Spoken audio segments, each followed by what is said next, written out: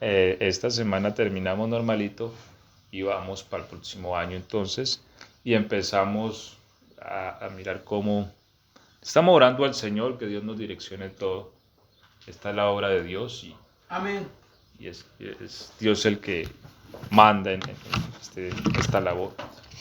Vamos a leer la palabra del Señor, Lucas 11:31. Ya oramos y confiamos que el Señor está con nosotros. Amén.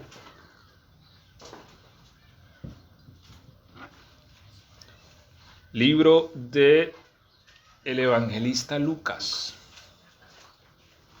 o también conocido como Evangelio de Jesucristo según San Lucas, capítulo 11, verso 31. Amén. ¿Estamos ahí? Amén. Ok. ¿Cómo dice? Dice así en el nombre del Señor Jesucristo.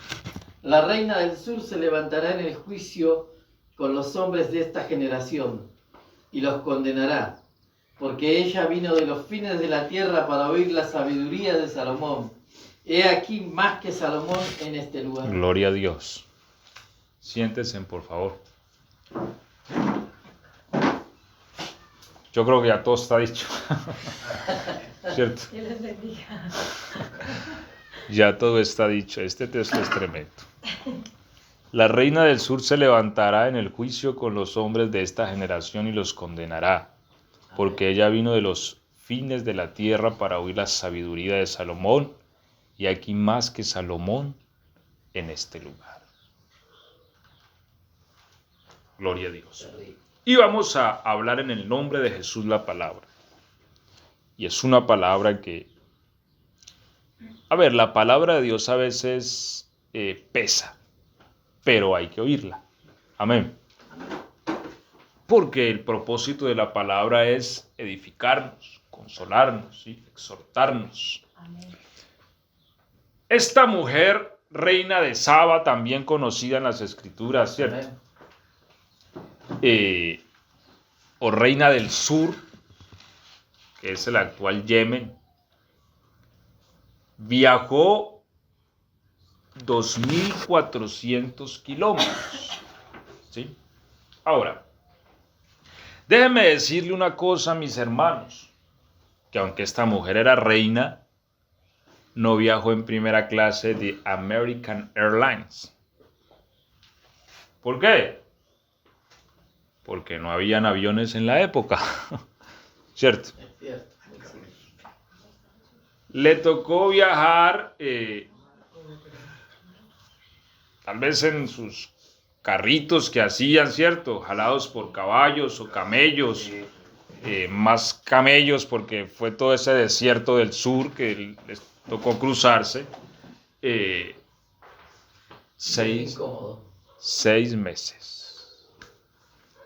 Yo viajé 6 días a 100 kilómetros por hora en un bus o colectivo que llaman en Argentina, aire acondicionado, pantalla de televisión, asiento reclinable, pero al 6.º día, créame que yo ya estaba al borde de la locura. Sí, yo me desperté a la madrugada y yo empecé a hablar solo y tardé por ahí unos 2-3 minutos en yo entrar en razón que iba en el bus. O sea, yo ya estaba desorientado. 6 días, día y noche, para llegar a Argentina.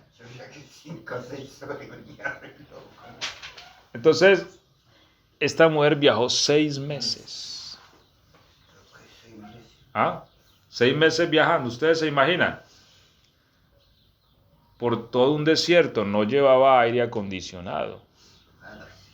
Ni tampoco llevaba Netflix ahí frente al sillón para entretenerse. Dejó su palacio, donde de alguna manera le entraba ahí la ducha, la agüita. Ahora está en el desierto, las incomodidades del desierto. Sí, aunque bien que iba toda una caravana porque era una reina, no dejaba de ser algo complicado. 2.400 kilómetros en esa época no se andaban tan fácil como hoy. Y ella llevaba en su corazón preguntas, dice la Biblia, difíciles.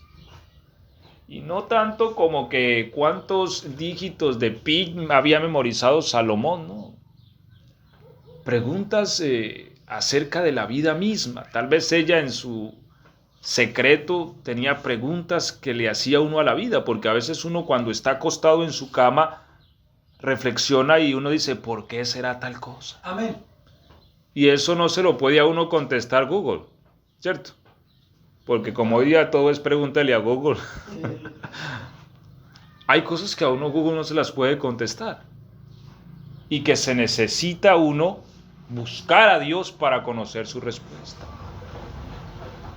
Esta mujer oyó de la sabiduría de Salomón.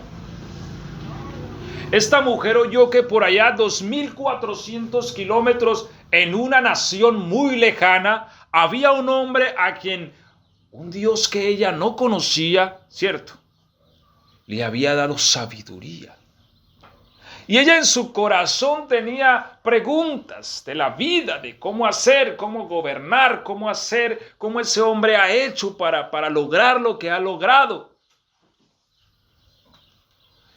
Y en algún momento dijo, yo tengo que ir donde está ese hombre. ¿Qué era lo que a ella la atraía de ese hombre? No era otra cosa más que Cristo mismo. Porque Cristo es poder de Dios y sabiduría de Dios. Amén. Y la sabiduría que reposaba en ese hombre no era terrenal, sino que era de Cristo. Amén. Y su fama fue internacional.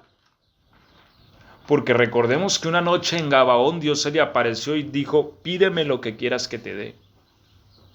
Y él le dijo, soy joven, ¿cierto? Y no sé cómo sacar este pueblo. Y pidió a Dios sabiduría y recibió sabiduría celestial, no de esta tierra, no sabiduría de estos príncipes que perecen, sabiduría de los cielos. Y esa mujer se sintió atraída por esa sabiduría que era del cielo y dijo, yo tengo que ir hasta allá. Y era reina y sí, pero dijo, armemos una caravana y nos vamos para allá. Mi reina, es que son 6 meses de viaje. No importa, arranquemos. Mi reina, es que son 2400 kilómetros. Es que hay que cruzar por uno de los lugares más áridos de este planeta. No importa, arranquemos. Ahora, cuando nuestro Señor está sobre esta tierra, dice, la reina del sur se levantará contra esta generación en juicio y los condenará. ¿Por qué? Porque ella viajó desde muy lejos, solo para huir un ratito. Y aunque no sabemos cuánto tiempo estuvo ella en Jerusalén, no deja de ser un rato. La sabiduría de este hombre. Ella se regocijó en la sabiduría que da Dios por un momento. Y estuvo dispuesta a caminar ese viaje de ida y de regreso. Y yo creo que se fue feliz. Pero Cristo dijo, porque uno más grande que Salomón está aquí, ¿cierto? Porque ella viajó desde muy lejos para oír la sabiduría de Salomón. Y el Señor le dice a esa generación, y aquí uno más grande que Salomón. Ahora, mire, hay cosas que uno no difiere, ¿cierto? O no las metaboliza. Y uno puede decir, qué generación tan dura, ¿cierto? Y uno puede decir, esos de Capernaum deben de estar en el infierno llevando candela. ¿Cómo es que tenían a Cristo ahí y no lo oían? Pero reflexionemos al respecto, ¿cierto? Porque ellos lo tenían frente a ellos, pero nosotros lo tenemos en nosotros. Amén. Amén. ¿Y qué es mayor? ¿Tenerlo de frente o tenerlo en el corazón? Mire, Dios se alegra en la congregación de su pueblo. Por eso el congregarse es un mandamiento bíblico. Es una, no solo una responsabilidad, porque a veces decimos es una responsabilidad del cristiano, sino que es una necesidad del cristiano. Congregarnos. Y hay una presencia que se deja percibir en una dimensión diferente cuando la iglesia se congrega. ¿Por qué? Porque cuando un cristiano está solito no es iglesia, aunque es hijo de Dios. La iglesia aparece cuando hay 2 o 3, ¿cierto? Allí entonces hay iglesia. Amén. Y en ese juntarnos, en ese congregarnos, hay una bendición especial. Eso dice el salmista, ¿cierto? Amén. Mirad cuán bueno y cuán delicioso. Porque hay cosas que son buenas, pero no son deliciosas, ¿cierto? Cuando uno está enfermito, le dicen, tomate esta bebidita que es buena. Yo no la pruebo, pero es buena, ¿cierto? O hay otras cosas que son deliciosas, pero no son tan buenas, ¿sí? A veces le sirven un pernil de cerdo ahí y a veces es bien delicioso, pero a veces no es tan bueno, porque me va a hacer daño, ¿sí? Sin embargo, hay cosas que son buenas y deliciosas. No son muchas, pero entre ellas está el que los hermanos estemos juntos Y en armonía. y en armonía. ¿Y por qué es bueno y delicioso? Porque allí envía el Señor ¿qué? Y vida eterna. Entonces, esta mujer, mire toda la travesía que cruzó para experimentar esto de Cristo, porque no era otra cosa más. Lo bello de Salomón era el Cristo que le daba sabiduría. Sí, porque si le quitan esa sabiduría, es uno más entre el montón, ¿cierto? Fue el Cristo que le dio esa sabiduría que atrajo a la reina del sur. Y ese Cristo es el que está entre nosotros. Por eso, hermanos, nosotros, yo les he dicho, nosotros somos los que hacemos el culto. ¿Por qué? Porque la presencia de Dios se va a manifestar en nosotros en la medida que nosotros lo reverenciamos a Él. En la medida que nosotros reconocemos la grandeza de Él. Porque Él le dijo a la generación de allá de Capernaum en ese entonces, uno más grande que Salomón está aquí. A algunos tal vez les dio risa, otros tal vez no le dieron importancia a sus palabras. ¿Por qué? Porque no veían, no sabían quién era la presencia que estaba ahí. Nuestros cultos deben de estar llenos del conocimiento de la gloria del Señor. Y por eso tienen que hacerse en reverencia. Y mire, el Señor todo lo ve. Amén. Todo lo ve. Y uno se pone a pensar y uno dice, mira, uno se pone a ver, por ejemplo, para uno entrar a una, si alguien fuese a Medio Oriente a entrar a una mezquita.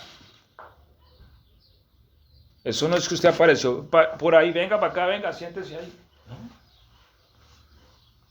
Si alguien va a entrar a una mezquita, hay unos requisitos. Tiene que quitarse los zapatos tienen que quedar afuera, porque eso es una señal de reverencia. Por eso Dios le dijo a Moisés, quita el calzado de tus pies. Va a entrar a una mezquita y ahí le hacen quitar los zapatos. La camisa tiene que ser abotonadita. Pantalón largo. Es que usted llegó allá en chorcitos y venga para acá para adentro, ¿no? Claro, las mujeres van cubiertas hasta los tobillos, las manos, y no pueden ir con ropa ajustada al cuerpo. Porque para ellos eso es su reverencia. Ahora nosotros podemos criticar a fulano, a sultano y decir que esto es que... Pero muchas veces en cuanto a reverencia nos dan clases, nos dan ejemplo, gente que ni siquiera tiene un conocimiento pleno del Dios verdadero. ¿Sí? Y en eso pecamos. Y si nosotros queremos realmente experimentar el poder de Dios, hay que empezar a tener unos ojos más abiertos en cuanto a nuestro Cristo. ¿Quién es Él? Porque es que ese es el problema, que si nosotros tomamos una encuesta de aquí para abajo por todas estas Rosales hasta la costa, preguntando de quién es Cristo, podemos tener 1000 respuestas distintas, hasta 10.000 y más. Porque para cada persona Cristo es alguien distinto. Hay quienes para Cristo es la estatuica esa que tienen colgada en el cuello. Este es el Cristo mío, ¿cierto? Para algunos. Para otros esto, para aquello lo otro. Él le dijo a sus discípulos, ¿quién dicen la gente que soy yo? Unos dicen que eres un profeta, otros que Jeremías, otros que Elías, otros que Juan Bautista que resucitó. Y cada uno tenía su propia versión de Cristo. Amén. ¿Cierto? Pero si nosotros no tenemos una versión global de lo que es la santidad del Señor, nosotros no vamos a darle esa reverencia que Él se merece. Mire, por ejemplo, uno va a una iglesia católica, ¿cierto? Y uno no oye nada, ¿cierto? Uno entra y todo es silencio. Y aunque haya mucha gente, todos están callados. Y mira, aunque nosotros somos pocos, hay iglesias donde el número de miembros es mayor y muchas veces llega uno antes de un culto y parece que hubiera entrado a la plaza principal de algún pueblo o un barrio, porque todos hablan. Todos hablan y se pierde la reverencia. Porque hasta se habla de negocios, se habla de asuntos aquí. Antes de empezar un culto, cuando nuestro corazón debe estar disponiéndose para Dios antes de iniciar un culto. Yo por eso les he dicho, es bueno uno orar, juntarnos a orar antes de iniciar un culto. Porque eso de alguna manera va preparando la atmósfera y vamos mostrando esa reverencia delante de Dios y la gente pasa y dice, wow, esta gente como que tiene reverencia a su Dios. Su Dios debe ser grande. Pero si la gente pasa y lo que hace es ver que tenemos aquí una revoltura, ¿cierto? Va a decir, no, eso es una recocha. ¿Y con qué testimonio nosotros vamos a mostrar a nuestro Dios? Entonces lo que dice Cristo, uno más grande que Salomón, y nosotros podemos decir, pero esos de Capernaum tan duros, pero muchas veces nosotros entramos en esa dureza. Amén. Porque no le damos la altura y la reverencia a nuestro culto, sabiendo que en nuestra reunión mora la presencia del Señor. Amén. ¿Sí? Y que por esa presencia hay que temer. Y eso se llama fe. Estamos viendo por la fe y estamos teniendo temor de Dios. Y por ese temor somos benditos. Y uno ve que en cada asunto que aunque no son del todo enfocados en lo que deben de estar, uno ve en muchos lugares reverencia, pero a veces en el cristianismo uno ve que no hay como ese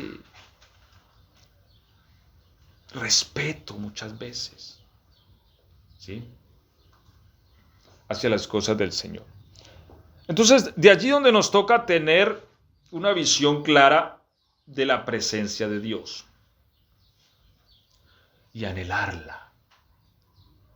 Porque si ese pequeño mensaje que llegó a la reina de Saba acerca de la sabiduría de Salomón motivó su corazón para viajar 2.400 kilómetros por un desierto durante 6 meses, si nosotros nos convencemos que en nuestra reunión la presencia del Señor se mueve y se alegra, porque la Biblia dice que Él habita entre las alabanzas de su pueblo. Amén. Si nosotros nos convencemos de eso, porque no vamos a oír una pequeña fracción, no, vamos a adorarlo a Él, porque viniendo nosotros a un culto, no vamos a recibir lo que recibió la reina de Saba. La reina de Saba solo recibió una pequeña fracción de la sabiduría de Salomón. Pero si nosotros nos entregamos en adoración, en nuestro culto, en alabanza, el Señor nos va a dar de su espíritu. Amén. Amén. Y esa sabiduría que tuvo Salomón se va a ir con nosotros a donde vayamos. Amén. Pero para eso tenemos que convencernos. Y por eso dice el Señor, mira esta mujer, todo lo que viajó. Y muchas veces no nos congregamos por esto, por aquello, ¿cierto? Por lo otro. Qué bueno que cuando nosotros venga a nuestra mente una excusa para no congregarnos, miremos a la reina de Saba y digamos, esa mujer nos da garrote. ¿Sí? Nos da garrote porque viajó para ir a un culto. Yo creo que es la mujer que más ha viajado para ir a un culto, ¿cierto? Por todo un desierto, 6 meses. Hermano, ¿cuánto demoró para venir al culto? 6 meses. Uy, hermano, ¿usted de dónde viene? Sí. 6 meses. Y se fue contenta de la vida. Sus incógnitas de su corazón, ¿qué le pasó? Fueron contestadas, ¿cierto? Eso dice la Biblia.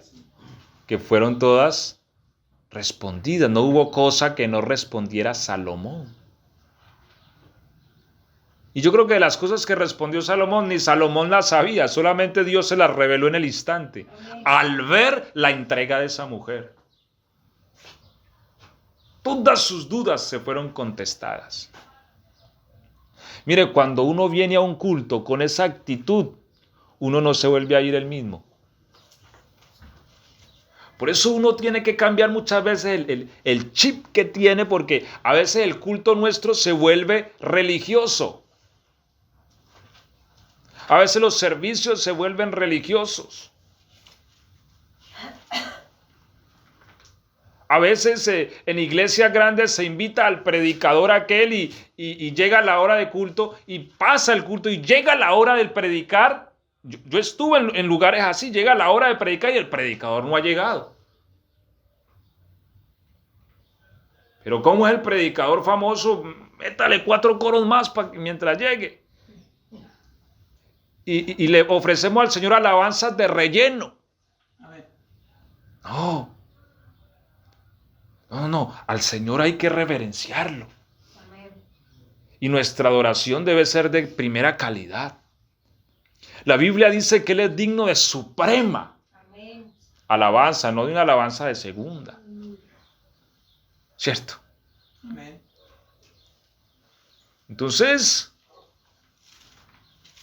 es importante que como iglesia fundamentemos eso.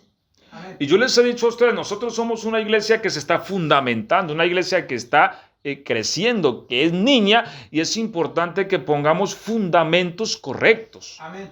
Amén. Y eso nos hará gente próspera, cristianos prósperos en el Señor. Amén.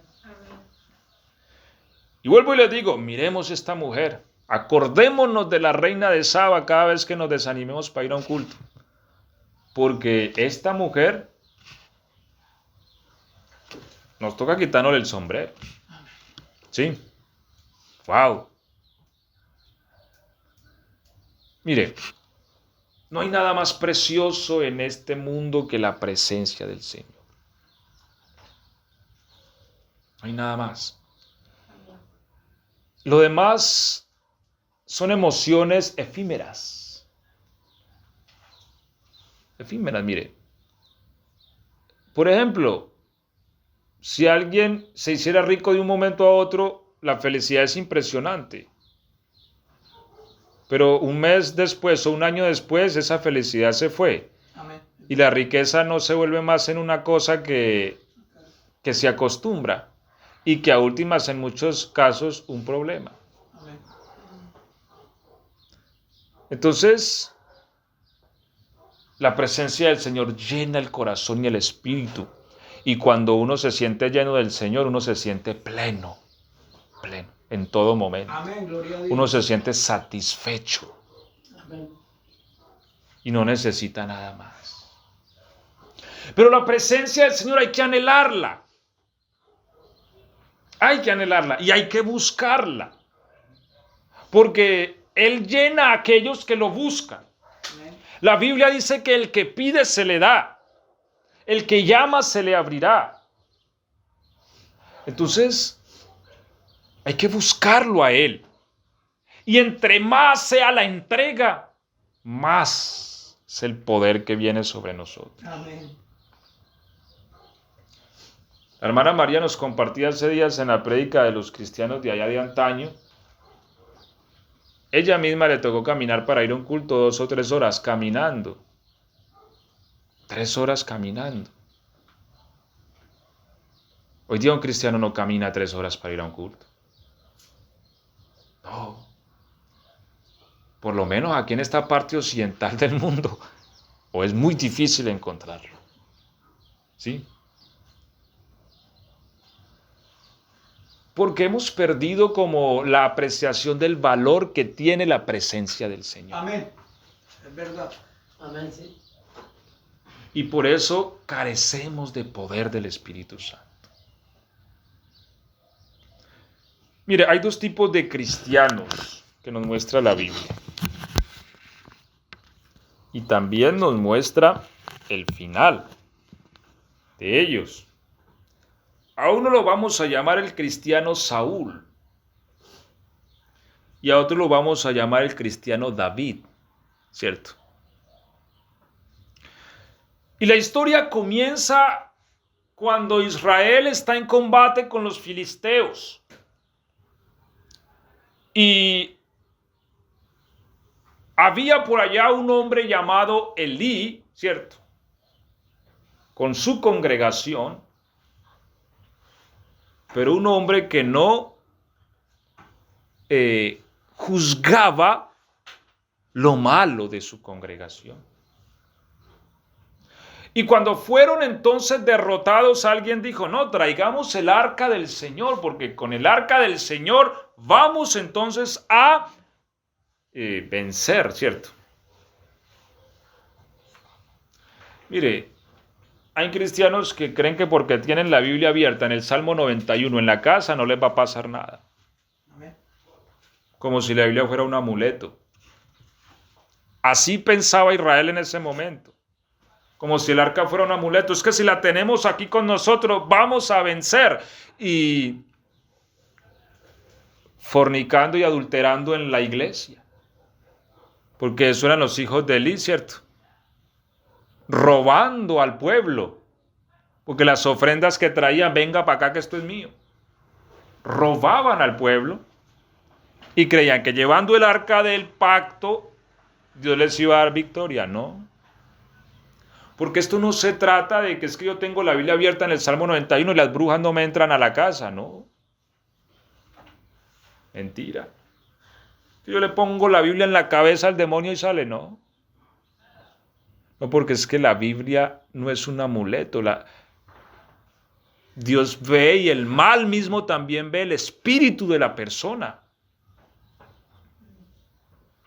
Si una persona a sí misma se llama cristiano, pero vive en pecado o en la maldad, no le vale de nada que ponga la Biblia en el 91, ni en el 92, ni en el 150 y nada. ¿Cierto? Amén. No, pues se le robaron el arca, los filisteos, y se la llevaron. Bien, como ellos no sabían nada de lo que hay que reverenciar en ella, se la pusieron a Dagón para que se hicieran amigos. Sí. Y el Dagón amaneció postrado ante el arca, ¿cierto? Amaneció golpeado. Bien, seguro llegaron los sacerdotes de Dagón y dijeron, tal vez se movió un poquito la tierra anoche, montemos a Dagón nuevamente, y lo pusieron. Pues bueno, al otro día amaneció descabezado el Dagón, porque nuestro Dios es Dios de los dioses, dice la Biblia. Amén. ¿Sí? No, lleves en esa arca de aquí, dijeron entonces. Se la llevaron a otra ciudad filistea y allá empieza también a levantarse un tipo de cáncer, tal vez, no sé, y la gente a morir. Tumores raros. Y así la tuvieron para allá y para acá hasta que dijeron, no, esto echémoslo para la tierra otra vez de Israel. Y lo echaron para allá, ¿cierto?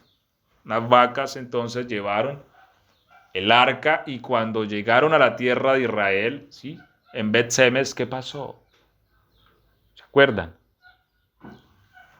La falta de reverencia. Mire lo que es esto tan delicado. Los de Bet-Semes destaparon el arca a ver como si eso que fuera cualquier cosa. ¿Sí? Agarremos aquí a ver qué nos mandaron. La Biblia dice que mató el Señor 50.070 hombres, ¿cierto? En Bet-Semes. Una cantidad de personas mató el Señor y era el pueblo del Señor, sí, pero no tuvieron reverencia. No tuvieron respeto hacia la presencia del Señor. Claro, se asustó el pueblo y dijo, no, guardemos esto porque nos vamos a morir todos. Y por allá entonces consagraron a Abinadab y pusieron el arca. Y tiempo después vino un hombre llamado Saúl que gobernó a Israel. Pero no, al parecer, porque la Biblia no nos muestra nunca que Saúl haya mencionado el arca del Señor. Porque de hecho el arca debía estar en Silo, donde estaba el tabernáculo, porque cuando Israel entró a poseer la tierra, se pusieron el tabernáculo en Silo, que de hecho era una ciudad muy al centro del país, y claro, como era algo tan sagrado, no podía estar tan en la frontera, porque llegaba una... Por eso cuando se le roban el arca, eso fue un fracaso, o sea, el nieto mismo de Elí cuando nació, póngalo en Icabod, sin gloria, porque somos una nación sin gloria. La presencia del Señor se fue. ¿Por qué? Porque no la valoraron. No valoraron. Mire, yo he aprendido algo en la vida, donde al Señor no lo quieren, Él se va. Amén. Él se va. Es tremendo. Y qué triste eso. Israel le tocó ver eso varias veces y ver irse al Señor. Y por eso dice el profeta, todo el día extendí mi mano a un pueblo contradictorio y rebelde. Y también el profeta vio cómo la gloria del Señor se iba del templo. Entonces, porque Dios no está donde no lo quieren. Cuando uno no valora la presencia del Señor, Él se va. Y uno sin la presencia del Señor es un pobre, miserable, ciego, desventurado y desnudo. ¿Sí? Entonces, por eso la presencia del Señor hay que anhelarla. Y la dejan en casa de Abinadab y Saúl nunca pregunta por ella. Porque Saúl era del cristiano que le gustan las bendiciones del Señor, pero no le gusta oír al Señor. Le gusta que le profeticen bueno, pero no le gusta que le prediquen esta palabra. ¿Sí? Amén. Ese era el tipo de cristiano Saúl. Le gustaba que le decían, mira, Dios te va a dar una casa, carro y una cuenta llena. Pero no le gustaba que le dijeran que había que buscar al Señor en oración y en ruego y en ayuno. No, a Saúl que no le fueran a decir eso, porque nunca preguntó por el arca. Nunca preguntó, ¿y la iglesia? Nunca. No. Allá estaba en Silo el tabernáculo, el arca debió de haber estado, es más, el arca nunca debió haber salido de ahí. Allá estaba el lugar de adoración, allá estaba la iglesia, ¿cierto? Pero no. Saúl lo que quería era que el Señor lo hiciera rey, que le diera las bendiciones. Muchos cristianos tienen ese estilo de vida. Y por eso andan buscando iglesia donde les profeticen y les digan que Dios le va a dar esto, aquello y lo otro. Pero que no les vayan a decir de qué forma quiere Dios que vivamos, porque van y buscan otra. ¿Sí? Porque no quieren la presencia del Señor, porque la presencia del Señor demanda santidad, porque Él es un Dios santo. Amén, amén. Y Él no va a vivir en cualquier parte. Si nosotros anhelamos la presencia del Señor, nosotros debemos buscar la santidad. Si realmente anhelamos al Señor, hay que procurar ser santos. Porque Él no vive en medio de lo que no es santo. Y por eso nuestra oración debe ser constante: Señor, santifícanos. Porque somos hombres pecadores, pero confiamos en tu sangre. Límpianos, lávanos. Y llénanos de tu espíritu. Y en la medida en que nosotros vamos siendo llenos del Espíritu Santo, en nosotros empieza a operar algo distinto. Pasa como la reina de Saba. Ya la gente nos ve y quiere oírnos. Porque hay algo en él, hay algo en ella que me atrae, hay algo que es especial, que me llena, que el mundo no me da. Pero eso se logra es en la presencia del Señor. Por eso la presencia de Dios es tan valiosa. Y este mundo hoy carece de la presencia del Señor. Y yo digo, mire, nosotros a veces vivimos en el mundo de las paradojas. Y usted se preguntará, ¿cómo así el mundo de las paradojas? Nunca antes tantos médicos, ¿cierto? Nunca antes tantos enfermos. Nunca antes tanta ciencia, ¿cierto? Y nunca antes tanta ignorancia. Y así sucesivamente. Nunca antes tanta palabra de Dios. Pero nunca antes tanta ausencia de la presencia misma del Señor. Parece que estuviéramos en los tiempos de Samuel, que la palabra escaseaba, aunque hay palabra. Pero muchas veces queremos oír lo que nuestro propio corazón quiere oír y no lo que Dios quiere que nosotros escuchemos. Pero si queremos ser llenos de la presencia del Señor, hay que oír a Dios. Y hay que buscar su presencia, buscar su rostro. Lo que la Biblia dice es que 20 años duró el arca en casa de Abinadab. 20 años. Y al parecer nadie preguntó por ella. ¿Hasta dónde al pueblo le importaba la presencia del Señor? Ahora, cuando llega David y muere Saúl, ¿cierto? David toma entonces el control de la nación completa, Jerusalén. Claro, aquí vemos otro tipo de cristiano. Cuando Dios lo posiciona, entonces Él dice, bueno, ¿y la iglesia dónde queda? Porque un cristiano que ama a Dios, lo primero que pregunta es ¿dónde está la iglesia? ¿Cierto? Amén. Y alguien le dice, no, pues la iglesia, pues en Silo está el tabernáculo, pero el arca la dejaron en casa de Abinadab cuando la devolvieron los filisteos por miedo y la iglesia está como partida en dos porque allá está el tabernáculo, pero la presencia está aquí y esto hay que armarlo de nuevo. Entonces David le hizo una casita al Señor, ¿cierto? Un tabernáculo. Por eso, mire, inclusive aunque Salomón construyó el templo tan glorioso, la Biblia habla del tabernáculo de David. Ah, tremendo, ¿no? O sea, aunque en el templo se invirtió tanto dinero, la Biblia dice que él restaurará el tabernáculo de David, no el templo de Salomón. No. Porque ese tabernáculo fue hecho con el corazón de un hombre que anhelaba su presencia. Mira, nosotros, aunque el templo fue glorioso, pero nosotros no conocemos realmente el esfuerzo que haya hecho Salomón. Es más, todo lo que el templo necesitaba, David lo dejó. Hasta los planos, todo, el dinero. Es que David la tenía clara. David era el que quería hacerlo, solo que Dios le dijo, no, usted no lo va a hacer. Pero él le hizo ese tabernáculo al Señor allá de pieles y dijo, bueno, y necesito la presencia del Señor en mi ciudad, necesito que la iglesia esté en mi ciudad, porque yo no puedo vivir sin los atrios de mi Dios.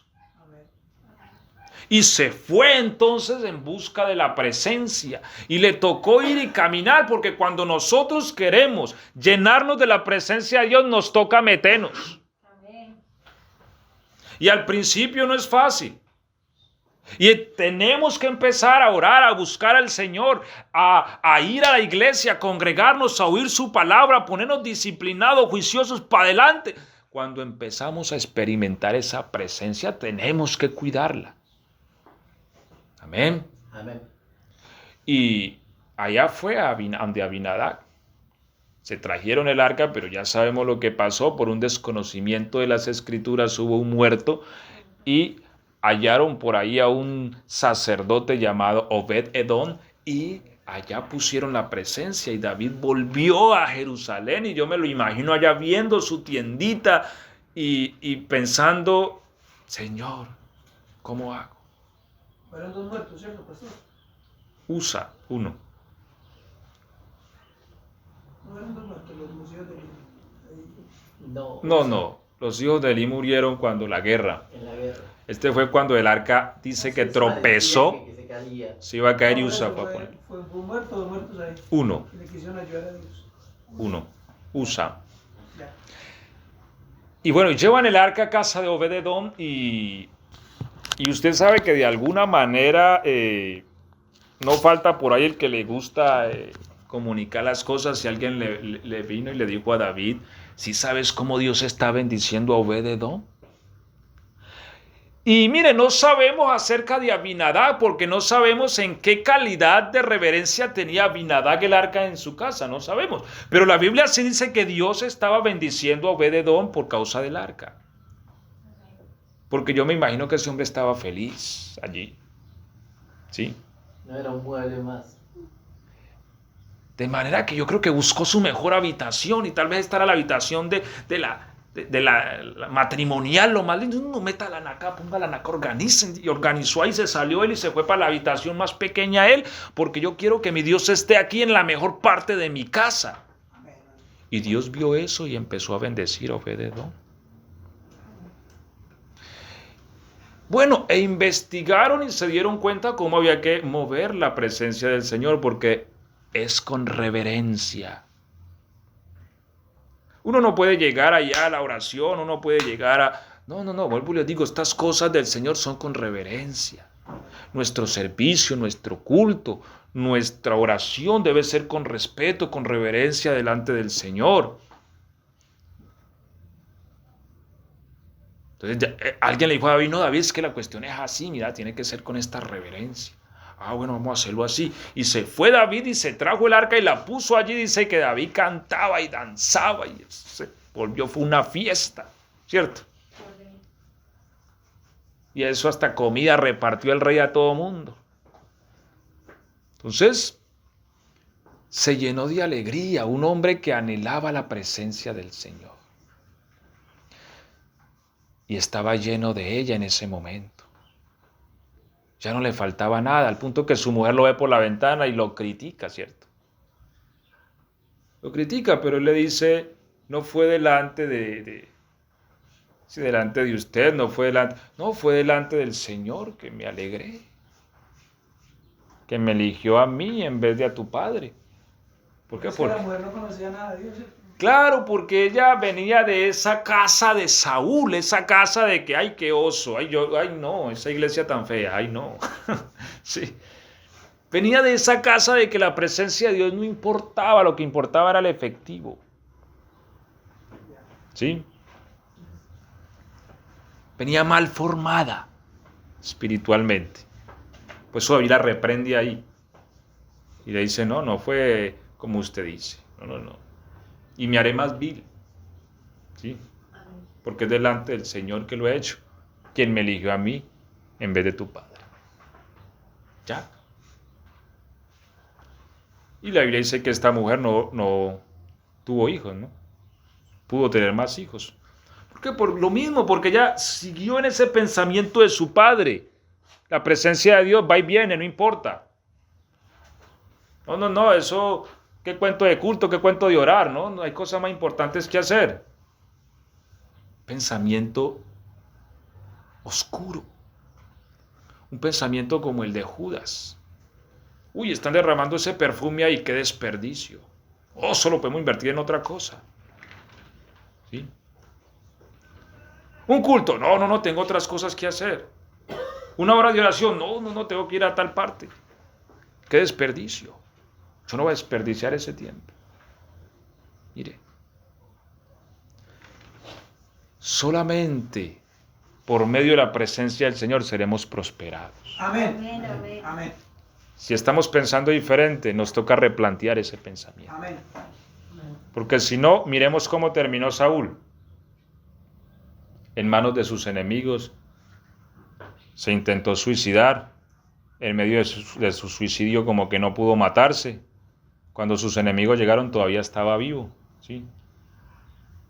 No, venía una malecita, ¿cierto? A quien llamó y como que no pudo matarse bien. Llamó a la malecita, venga, máteme porque... Y la malecita mismo lo mató. Sus hijos. Mire cómo termina un cristiano que menosprecia la presencia del Señor. A diferencia de David. Cómo a pesar de sus caídas Dios lo restauró y lo ayudó. Amén. Porque para él la presencia del Señor era lo más importante. ¿Sí? Y por último vamos a mencionar a los hijos de Coré también, que fueron salmistas estos varones, que a su vez también fueron criticados, fueron estigmatizados, porque los hijos de Coré, recordemos que Coré se rebeló contra Moisés en el desierto, y de alguna manera ellos cargaron esa mancha, los hijos de Coré. Pero ellos escriben el Salmo 42, también el Salmo 84, y vamos a leer el Salmo 42, el verso 2.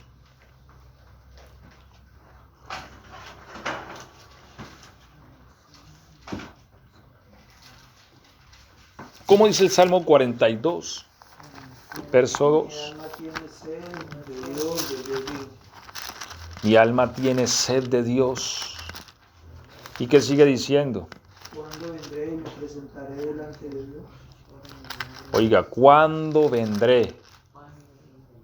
Y si nosotros le prestáramos atención a esas palabras,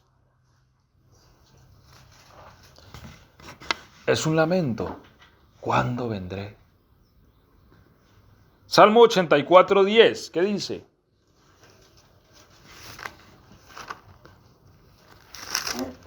Porque mejor es un día en tus atrios que ir fuera de ellos. Amén. Escogería antes estar a la puerta de la casa de mi Dios que habitar en las moradas de maldad. Mejor es un día en tus atrios. Que mil fuera de ellos. De los hijos de Coré, mire, los hijos de Coré son, a ver, ¿cuál es el salmo que dice junto a los ríos de Babilonia nos sentábamos? ¿Recuerdan qué salmo es? Bueno, se me va en este momento. Ellos escriben también ese salmo. Recordemos que Israel fue llevado cautivo a Babilonia. Y muchos de estos salmos también se escribieron allá, en Babilonia. Y entonces los hijos de Coré dicen, ¿cuándo me presentaré? ¿Cuándo iré? Porque cuando uno no valora la presencia del Señor, uno cae en una cautividad donde uno quiere y no puede. ¿Me hago entender? Hay gente que quiere estar en un culto y no puede. Y no puede no porque no tenga el transporte, no, porque hay algo que lo ata adentro y no lo deja ir. Porque ha caído en una cautividad. ¿Me hago entender? Amén. Y el Señor nos libre de eso. Pero eso es lo que le pasó a Israel. Vez tras vez menospreciaron al Señor. Vez tras vez, hasta que el Señor, dice la Biblia, se cansó de perdonar y los entregó a la cautividad. Y fueron llevados cautivos a Babilonia. Salmo 137. A Salmo 137. Pensé que era el 37. Sí, es 137, donde ellos hablan del Lamento de los cautivos en Babilonia. el lamento de los cautivos, desde los hijos de Coré también. ¿Sí?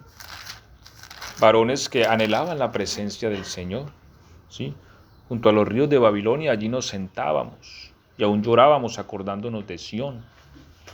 Entonces, esto es peligroso porque cada día Dios nos da tiempo para buscar su presencia. Amén. Todos los días tenemos tiempo. Pero cuando nosotros vez tras vez le decimos al Señor que no, vez tras vez, puede entrar uno en una cautividad. Y una cautividad es muy peligrosa porque el cristiano ya no puede. Quisiera orar, pero no puede. Ya se arrodilla a orar y no le salen palabras porque su espíritu está cautivo. Y aunque quisiera y anhelaría ir a un culto, no tiene la más mínima fuerza ni de moverse en pos de él. ¿Por qué? Porque su espíritu está cautivo.